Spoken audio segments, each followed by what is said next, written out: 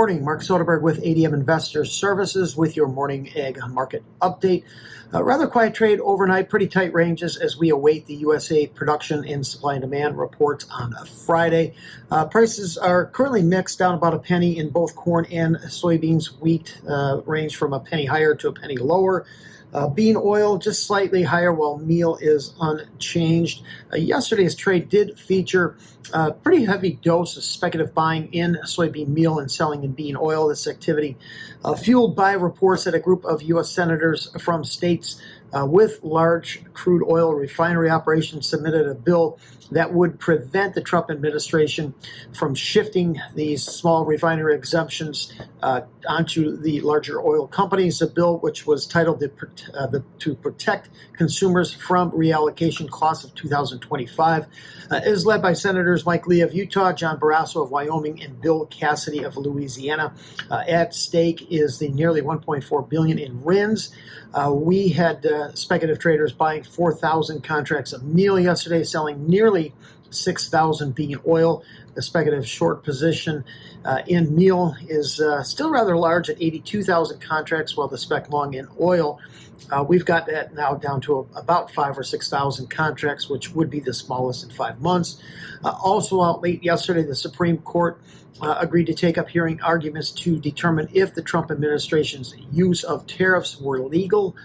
For now, these tariffs remain in place, even though a federal appeals court ruled that President Trump exceeded his authority by imposing them. If the Supreme Court rules against the Trump administration, this would cut the average U.S. tariff rate of 16.3% by about a half, and could face the likelihood of refunding tens of billions of dollars. This according to Bloomberg Economics.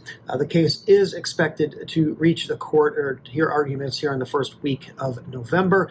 Ethanol production later today expected to range between 315 and 319 million gallons versus 316 the previous week. I look for the USDA to cut their corn usage for the production of ethanol for the 24-25 marketing year by another 15 million bushels in Friday's WASDE. PPI out later today, expected to show producer prices rose 0.3% in August. Same with the CPI data out on Thursday. If realized inflation would be up 2.9% year over year, and likely keep the Fed on track to cut interest rates by 25 basis points later this month, and 75 total by year end. U.S. weather above normal temperatures for much of the nation's midsection over the next couple of weeks. Rains over the next week really limited to the northwestern plains. This will help speed up the maturation process for this year's corn and soybean crops and help with early harvest efforts. However, unfavorable for some of the later developing crops that could still benefit from some late season moisture. These corn hovering at about the midpoint of its range for the month.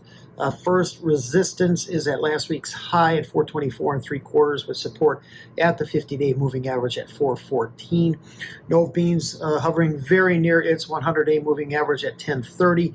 Next support below the market is the September low, that at 1021.5. With longer-term resistance at 1062 3/4. And fresh 3-month low in October oil, 48 cents, does represent a major 50% Fibonacci retracement level at support below the market. Inside trade for SEP meal, overhead resistance there is at the 100-day moving average at just above 290. Wheat continues just to trudge along, holding support above recent lows. However, with rising production estimates in Russia and in Southern Hemisphere, upside would appear to be limited, still really just lacking a spark to ignite any sort of a longer lasting short covering rally. Thank you for listening, everyone, and I hope you have a great day.